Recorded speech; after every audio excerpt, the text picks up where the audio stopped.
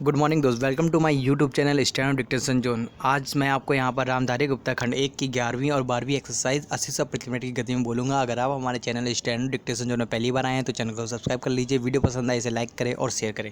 तो आइए, रामधारी गुप्ता खंड 1 की 11वीं एक्सरसाइज और 12वीं स्टार्ट होगी 5 सेकेंड बाद।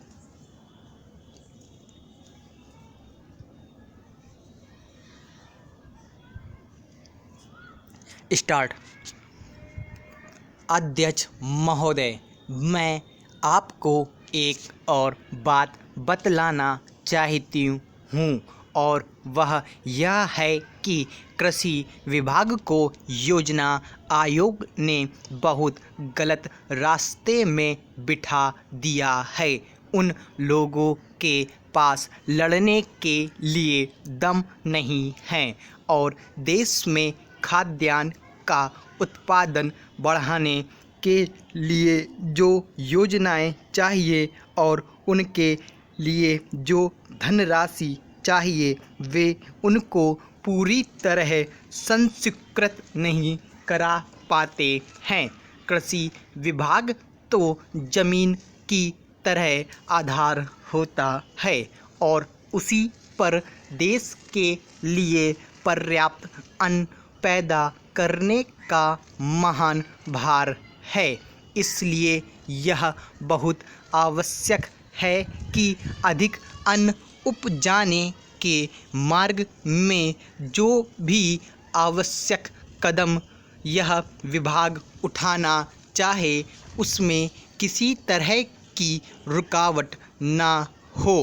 बहुत सी हड़तालें हो सकती हैं, मजदूर काम से बरी हो सकते हैं, लेकिन किसी भी हालत में वे खाने से बरी नहीं हो सकते।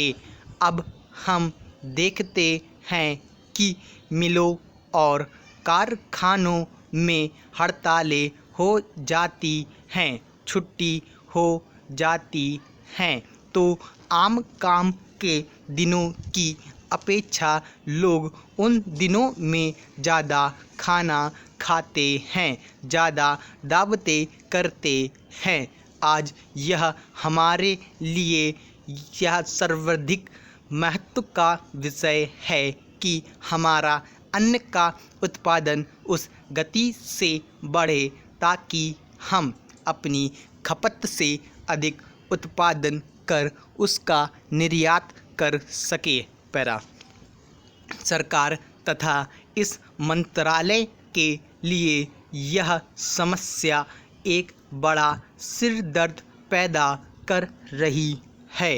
हर एक विभाग में बड़े बड़े अधिकारी बैठे हैं और हजारों रुपए के बड़े बड़े वेतन ले रहे हैं, लेकिन मुझे दुख के साथ कहना पड़ता है कि उनका दिमाग कार्यालय की मिसिलों और कागजों में लगा रहता है। इस विभाग का काम बहुत ही महत्वपूर्ण प्राकृतिक कोप के कारण जो समय समय पर हमारी फसलों को नुकसान होता है, इससे भी अपनी फसलों की रक्षा करने के लिए आवश्यक कदम उठाना इसके जिम्मे हैं। आज मेरे पास लखनऊ से कुछ लोग आए थे और वे बोल रहे थे कि यहाँ दिल्ली में इस अवसर पर ठंडी हवा चल रही है और आप यहाँ दरवाजे बंद करके बैठे हैं या आराम से लेटे हैं, लेकिन हमारी तो जान खतरे में है। वहाँ ओले गिर रहे हैं और हमारी गेहूं की फसल खतरे में है। अब यह इस विभाग का काम है कि चूँकि हवा में पानी ज़्यादा होता है, इसलिए फसल के बचाव के लिए उस पर नियंत्रण किया जाए। जिससे फसल की हानि ना हो।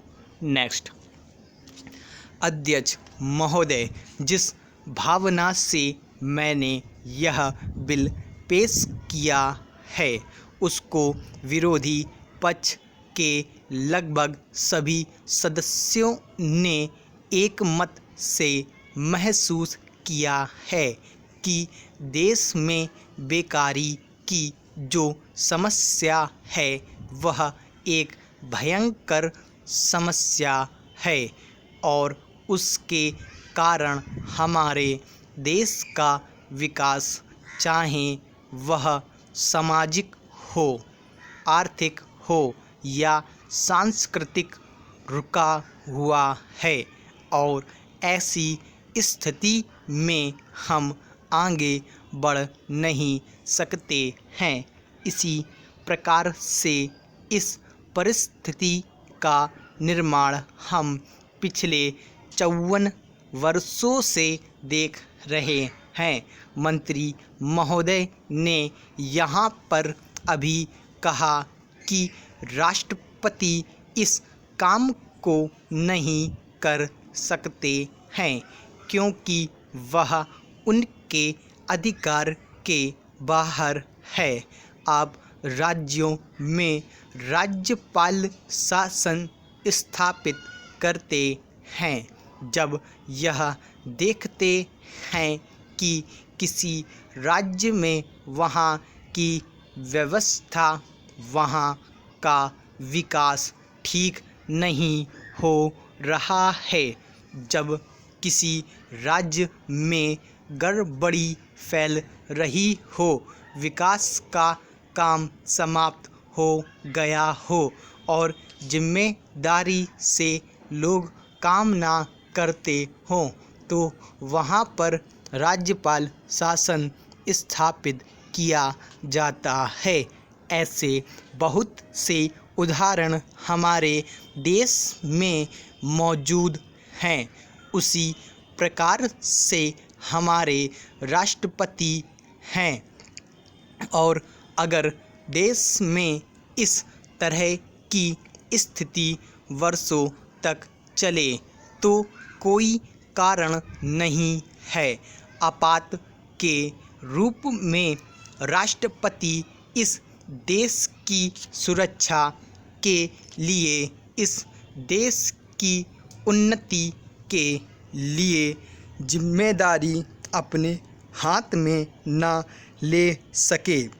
हमारे भाइयों ने बहुत से उदाहरण दिए हैं कि राज्यों में संयुक्त सरकारें नहीं चली, लेकिन उसके पीछे राजनीतिक हथकंडे। अगर कोई राजनीतिक पार्टी जिम्मेदारी से काम नहीं करती तो विधान में यह स्पष्ट है कि राष्ट्रपति अपने शासन हाथ में ले। मैं एक उदाहरण देता हूँ कि संविधान में आदिवासी हरिजनों के उत्थान के लिए प्रण किया गया था कि 10 वर्ष में उनकी सामाजिक तथा आर्थिक स्थिति को सुधार देंगे। पैरा, लेकिन यह सरकार उसमें भी असफल रही। उसको एक बार 10 वर्ष के लिए बढ़ाया गया और दोबारा फिर 10 वर्ष के लिए बढ़ाया गया।